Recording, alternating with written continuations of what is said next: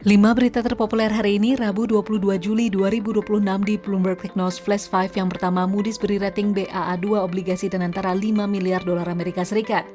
Moody's Rating menetapkan peringkat BAA2 untuk rencana penerbitan obligasi senior tanpa jaminan PT Danantara Investment Management dalam program Global Medium Term Note senilai 5 miliar dolar Amerika Serikat. Meski demikian, outlook tetap negatif mengikuti prospek utang pemerintah Indonesia. Moody's menilai peringkat Danantara ditopang kuat oleh keterkaitannya dengan pemerintah. Sementara likuiditas perusahaan dinilai sangat kuat berkat dukungan modal dan sejumlah sumber pendanaan termasuk obligasi perdana 1,5 miliar dolar Amerika Serikat. Kedua, utang bank jangka pendek PTPP melonjak 5,1 triliun rupiah. PTPP mencatat lonjakan utang bank jangka pendek menjadi sekitar 5,14 triliun rupiah per Juni 2026 seiring memburuknya arus kas perusahaan.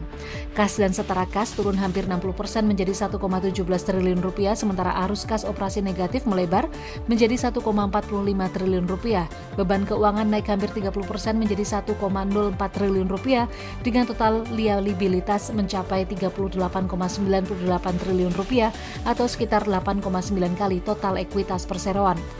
Ketiga, Bos Palmco, ekspansi Repsit, ancaman bagi CPO Indonesia. Direktur Utama PT PN 4 Palmco, Jatmiko K. Santoso, mengingatkan ekspansi minyak Repsit menjadi ancaman bagi daya saing CPO Indonesia. Produksi Repsit tumbuh 5,8% hingga 10% per tahun, jauh di atas pertumbuhan produksi CPO dunia yang hanya 0,52% dalam 5 tahun terakhir. Menurutnya, implementasi program B50 membutuhkan sekitar 4 juta ton CPO per tahun yang berpotensi mengurangi ekspor dan mendorong negara subtropis mempercepat pengembangan minyak nabati pesaing. Keempat, Purbaya ubah skema insentif kendaraan listrik.